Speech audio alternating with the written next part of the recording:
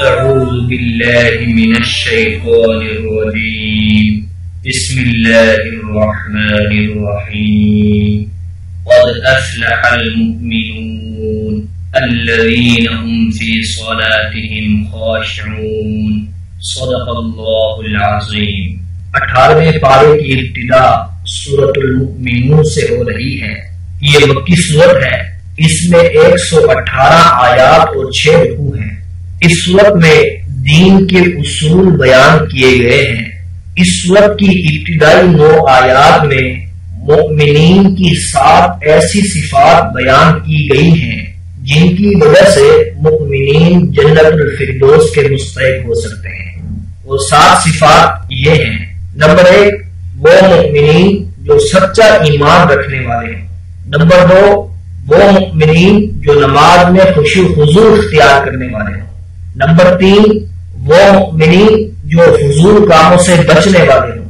Number 4، وہ مؤمنین جو کامل طریقے سے زکوٰۃ ادا کرنے والے ہوں۔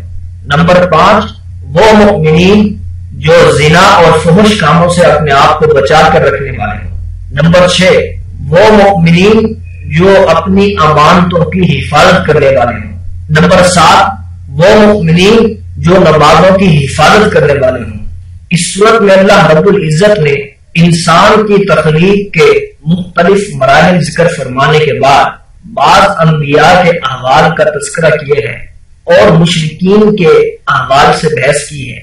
اس صورت کے آخر میں اللہ رب العزت نے اپنے نبی کے واسطے سے مسلمانوں کو یہ دعا سکھلائی ہے، رب اغفر وارحم وانت خیر الراحمین، اے میرے رب مجھے معاف فرما دے اور مجھ پر رحم فرما، بے شک تو سب رحم کرنے والوں میں سے سب سے زیادہ رحم کرنے والا ہے۔ سورۃ المؤمنون کے بعد سورۃ النور شروع ہوتی ہے۔ یہ سورت مدنی ہے۔ اس میں 64 آیات اور 9 رکوع ہیں۔ اس سورت میں چونکہ نور کا لفظ آیا ہے، اللہ نور السماوات والارض، اس لیے اس سورت کو سورۃ النور کہا جاتا ہے۔ سیدہ عائشہ صدیقہ رضی اللہ تعالی عنہا خواتین کو یہ سورت یاد رکھنے کی تلقین فرمایا کرتی تھی۔ اس سورت میں اللہ رب العزت نے عفت و عصمت، گھریلو اور معاشرتی زندگی کے احساس کے لیے مختلف احکام بیان فرمائے ہیں جو زندگی کو کامیاب اور منور کرنے کے لیے کارگر ثابت ہو سکتے ہیں۔ اللہ رب العزت نے اس سورت میں معاشرے میں ہونے والے جرائم کی سزاؤں کا تذکرہ کیا ہے۔ زنا کی سزا کا بیان ہے۔ اسی طرح اس سورت میں تہمت اگر کسی پر لگا دی جائے اس کی سزا کا بیان ہے۔ میاں بیوی کے درمیان اگر کوئی بدگمانی پیدا ہو جائے تو اس کے لیے لعان کا حکم ہے۔ اسی طرح اس سورت میں قصہ عفق بیان کیا گیا ہے۔ عفق کا معنی ہے جھوٹ اور بہتان۔ یہ حکم اس وقت نازل ہوا جب سیدہ عائشہ رضی اللہ تعالی عنہا پر بعض منافقین نے بہتان لگایا۔ یہ بہت بڑا بہتان تھا جو بہت بڑی ہستی یعنی رسول اکرم صلی اللہ علیہ وسلم کی زوجہ مطہرہ طیبہ طاہرہ مسلمانوں کی روحانی ماں پر لگایا گیا تھا۔ اللہ تعالیٰ نے 10 آیات میں اس واقعے کا ذکر فرمایا۔ ان آیات میں منافقوں کی مذمت کی گئی ہے۔ مسلمانوں کو تنبیہ ہے کہ آئندہ کبھی اس قسم کے بہتان تراشی میں حصہ دار نہ بنے، اور حرم نبوت کی عفت و عصمت کا اعلان فرمایا گیا ہے۔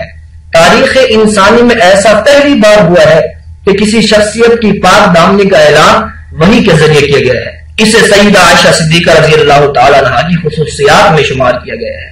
اس صورت میں اللہ رب العزت نے یہ حکم بیان فرمایا ہے کہ اگر کسی کے گھر میں داخل ہو تو بلا اجازت داخل نہ ہو۔ مستحب یہ ہے کہ اجازت سے قبل سلام کر لیا جائے۔ اسی طرح اس صورت میں ایمان والے مرد اور ایمان والی عورتوں کو یہ حکم دیا گیا ہے کہ وہ اپنی نظروں کو جھکا کر رکھیں اور اپنی شرم گاہوں کی حفاظت کریں۔ اس صورت میں اللہ رب العزت نے ایمان کو نور کے ساتھ تشبیہ دی ہے اور کافروں کے اعمال کو سراب کے ساتھ تشبیہ دی ہے۔ ان تشبیہات اور مثالوں کے بعد اللہ رب العزت نے مختلف احکام بیان فرمائے ہیں کہ بچے جب بالغ ہو جائیں تو دوسرے بالغ افراد کی طرح ان پر بھی لازم ہے کہ وہ جب بھی گھر میں آئیں تو اجازت لے کر یا کسی بھی طریقے سے اپنی آمد کی اطلاع دے کر آئیں۔ مثال کے طور پر کھانس کر یا پاؤں کی آہٹ پیدا کر کے گھر میں داخل ہوں۔ اس صورت کے اختتام میں اللہ رب العزت نے رسول اللہ صلی اللہ علیہ وسلم کا یہ ادب بیان فرمایا ہے کہ اللہ کے رسول کو ایسے نہ پکارو جیسے تم آپس میں ایک دوسرے کو پکارتے ہو۔